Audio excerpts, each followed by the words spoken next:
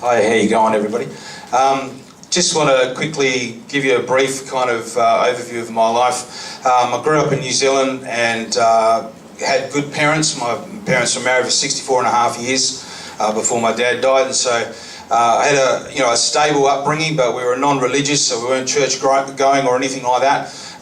All through school growing up, I was trying to fit in, trying to get acceptance, and I'd be the one at the school in the classrooms that always muck around. I'd give cheek to the teachers and so forth, always getting in trouble. One thing led to another, and as I went through high school, I wasn't very good at school as such because I didn't really focus and concentrate. And so I found acceptance through, the negative sort of side of school.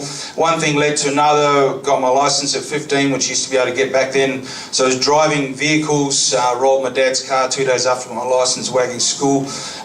Just one thing led to another, fast cars, taking drugs, alcohol, chasing girls, all those kind of things.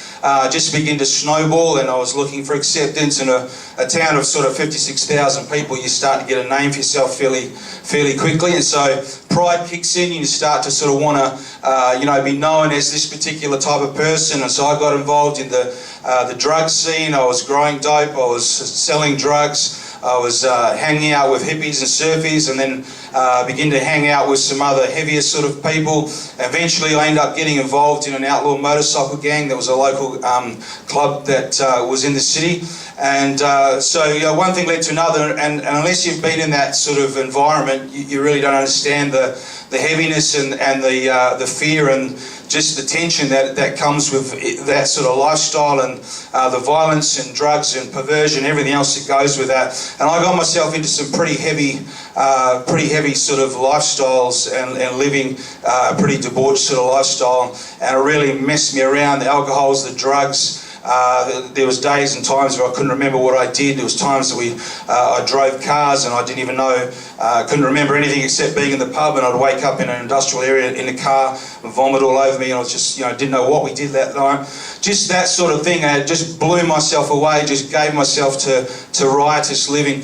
And so what happened is I left. I had the opportunity to become a patch member, and I ended up getting away from that. Before I got too deep, I just knew in my heart there's something doesn't fit. I saw some stuff that really freaked me out, and I just thought, I can't do this. This is too heavy. So I left that. I came to Australia. My life just began to spiral downhill. I'd had relationships. I'd had a long-term relationship that I came to Australia with the girl. That just went pear-shaped. I was violent. I was an angry man. I was drinking. I was taking drugs. I was starting to hear people talking about me when I was in the pub. I'd go to the pub. I'd go straight to the top shelf, and I'd just get drunk as quickly as I could. And it just got to the point where I couldn't hold a job down in Perth. I literally became homeless. I didn't really have anywhere to stay, and my life just spiraled out of control. Many years before that, a friend of mine had gotten saved, had become a Christian, and witnessed to me, told me about Jesus Christ, and I saw a change in his life, and I kind of pushed it off, but it never left me. And when I was in Perth, just one thing after another happened, and God just began to really bring me to the end of myself. And I got to the point where, I wasn't finding any acceptance in my lifestyle that I was living. I was now, had issues with alcohol, issues with drugs, issues with my mind.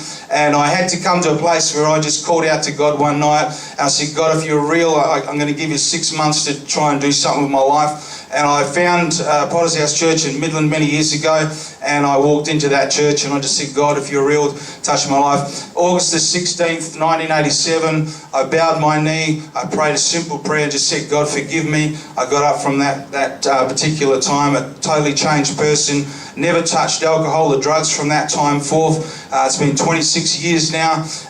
Never had, telling some guys at work, haven't had a drink for 26 years, it blows them out.